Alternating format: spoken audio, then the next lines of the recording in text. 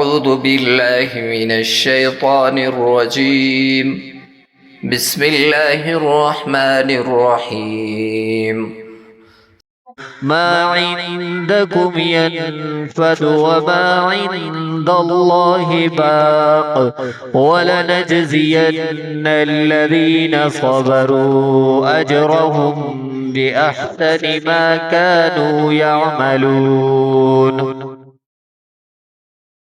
من عمل صالحا من ذكر أو أنثى وهو مؤمن فلنحيينه حياة طيبة. صدق الله العظيم. والسلام عليكم ورحمة الله وبركاته.